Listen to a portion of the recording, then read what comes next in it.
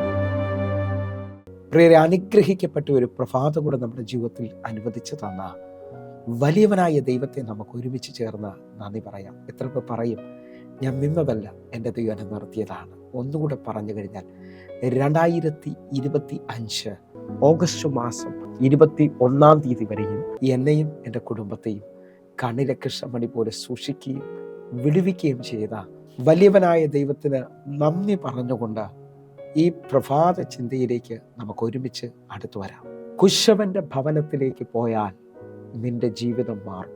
പ്രിയരെ, പ്രാരംഭവാക്യത്തിലേക്ക് യിരെമ്യാ പ്രവാചകന്റെ പുസ്തകം 18-ാം അധ്യായം അതിൻ്റെ 1-2 വാക്യങ്ങളിലേക്ക്. യഹോവയിൽ നിന്ന് യിരെമ്യാവിനുണ്ടായ അരുൾപ്പാട് എന്തെന്നാൽ, 2-ാമത്തെ വാക്യം, നീ എഴുന്നേറ്റ് കുശവന്റെ വീട്ടിലേക്ക് ചെല്ലുക, അവിടെ വെച്ച് ഞാൻ നിന്നെ എൻ്റെ വചനങ്ങളെ കേൾപ്പിക്കും. പ്രിയരെ, പ്രഭാതത്തിൽ ദൈവം നമ്മോട് ഇടപെട്ട അനുഗ്രഹിക്കപ്പെട്ട വചനത്തിനായി നമുക്ക് ഒരുമിച്ച് ചേർന്ന് ദൈവത്തിന് നന്ദി പറയാം.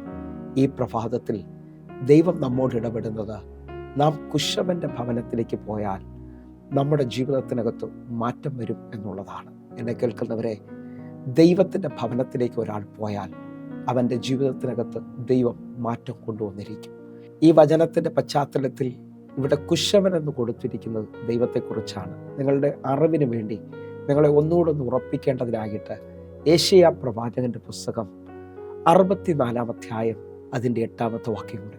എങ്കിലോ യഹോവേ, നീ ഞങ്ങളുടെ പിതാവ്, ഞങ്ങൾ കളിമണ്ണും നീ ഞങ്ങളെ മെനയുന്നവനും ആകുന്നു, ഞങ്ങളെല്ലാവരും നിന്റെ കൈപ്പണിയത്രേ. പ്രിയരെ, ഈ വചനം കൂടെ നാം വായിച്ച് കേൾക്കുമ്പോൾ നമുക്കൊരു വലിയ വ്യക്തത ഇതിനകത്ത് വരികയാണ്. ഞാനും നിങ്ങളും കളിമണ്ണും നമ്മുടെ കർത്താവ് നമ്മെ മെനയുന്നവനുമാണ്. എന്നെ കേൾക്കുന്നവരുണ്ടെങ്കിൽ ശ്രദ്ധിച്ചോ, മെനയുന്നവനെ വിളിക്കുന്ന വിളിപ്പേരാണ് കുശവനെന്ന്.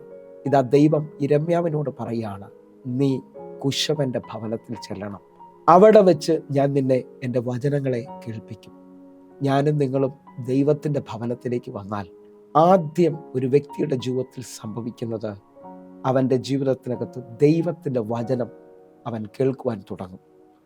ദൈവത്തിൻ്റെ വചനമാണ് എനിക്കും നിങ്ങൾക്കും രൂപാന്തരം കൊണ്ടുവരാൻ പോകുന്നത്.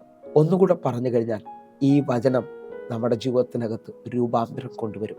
യോഹന്നാന്റെ സുവിശേഷം 15-ാം അധ്യായം അതിൻ്റെ 7-ാമത്തെ വാക്യം പറയുന്നത്, നിങ്ങൾ എന്നിലും എൻ്റെ വചനം നിങ്ങളിലും വസിച്ചാൽ നിങ്ങൾ ഇച്ഛിക്കുന്നത് എന്തെങ്കിലും അപേക്ഷിപ്പിൻ, അത് നിങ്ങൾക്ക് കിട്ടും.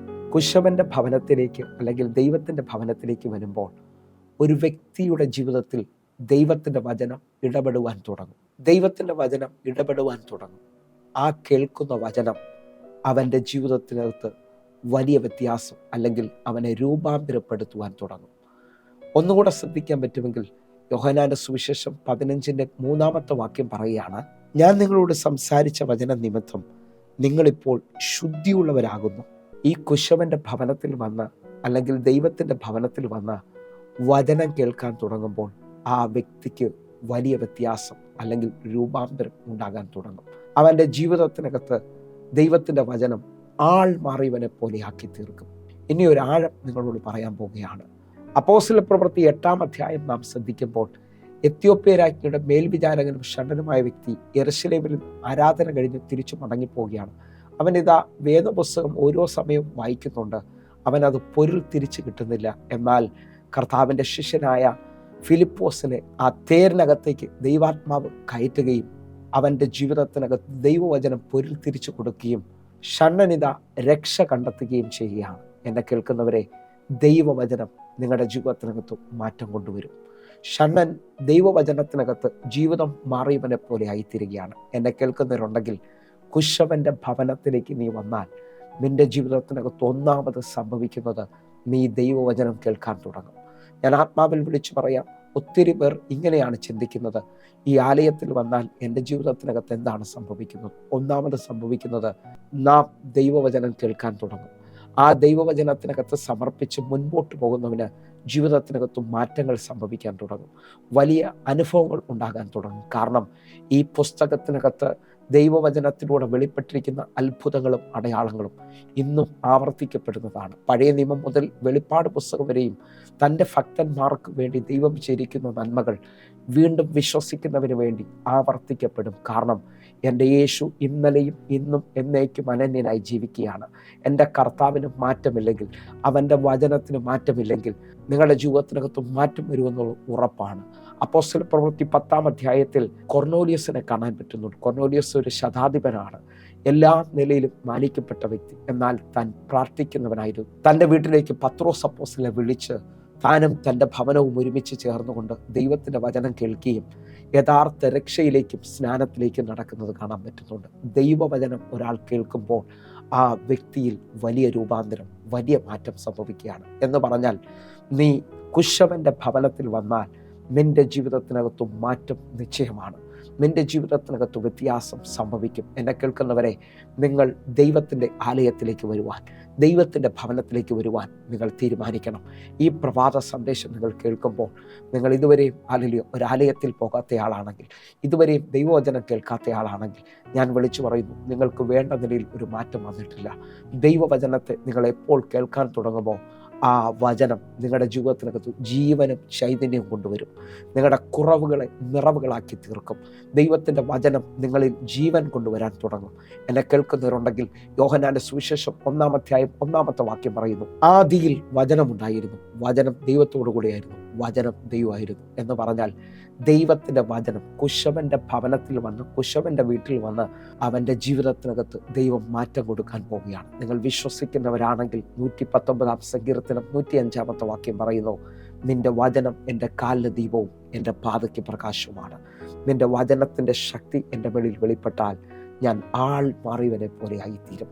വിശ്വസിക്കുന്നവരുണ്ടെങ്കിൽ നരഭോജികളെ നരസ്നേഹിയാക്കുന്ന, കൊലപാതകനെ സുവിശേഷകനാക്കുന്ന ദൈവത്തിൻ്റെ വചനത്തിൻ്റെ ശക്തി ഇതാ ആലയത്തിൽ കുശവൻ്റെ വീട്ടിൽ വെച്ച് നീ കേൾക്കുകയാണ്. നിന്റെ ജീവിതത്തിനകത്ത് നിലനിൽക്കുന്ന മാറ്റം വരണമെങ്കിൽ നീ ദൈവത്തിൻ്റെ വചനത്തെ കേൾക്കണം.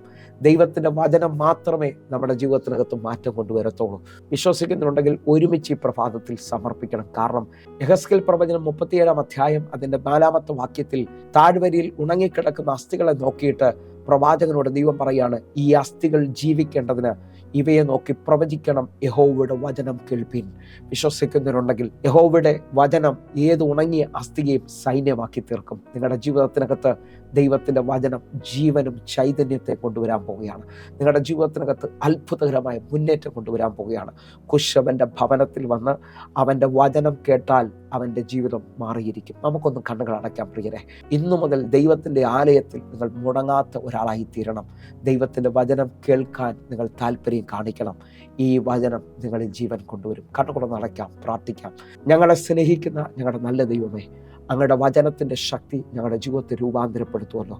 ഞങ്ങൾ ഒരുമിച്ച് സമർപ്പിക്കുന്നു. ഇന്നു മുതൽ ആലയം മുടക്കാതെ കുശവൻ്റെ ഭവനത്തിൽ വന്ന ആ വചന ശക്തിയെ ഞങ്ങൾ ഏറ്റെടുക്കേണ്ടതിനായി ഞങ്ങളെ തന്നെ സമർപ്പിക്കുന്നു. കർത്താവേ, എന്നെ കാണുന്ന ഓരോ മക്കളെയും ഏൽപ്പിക്കുന്നു. ഒരത്ഭുതം ഇവരിൽ ചെയ്യണമേ. യേശുവിൻ നാമത്തിൽ പ്രാർത്ഥിക്കുന്നു. കേൾക്കണം പിതാവേ. ആമേൻ, ആമേൻ. പ്രിയരെ, ഈ വചന സന്ദേശം നിങ്ങളുടെ ജീവിതത്തിനകത്ത് അനുഗ്രഹമാകുന്നുവെങ്കിൽ നിങ്ങൾ നമ്മുടെ യൂട്യൂബ് ചാനൽ സബ്സ്ക്രൈബ് ചെയ്യും, ഫേസ്ബുക്കിലേക്ക് നിങ്ങൾ ജോയിൻ ചെയ്യണമെന്ന് ഓർപ്പിക്കുന്നു. അതേപോലെ തന്നെ ഒരു ഗുഡ് ന്യൂസ് നിങ്ങളെ അറിയിക്കുന്നു. എല്ലാ ദിവസവും വൈകിട്ട് ഇന്ത്യൻ സമയം 6 മണിക്ക് നമുക്ക് സൂമിൽ ആരാധന നടക്കുകയാണ്. ആയിരങ്ങൾക്ക് ഇത് വിടുതലായി തീർന്നിട്ടുണ്ട്. വലിയ സാക്ഷ്യങ്ങൾ അതിനകത്ത് ഇന്നും വെളിപ്പെട്ടുകൊണ്ടിരിക്കുകയാണ്.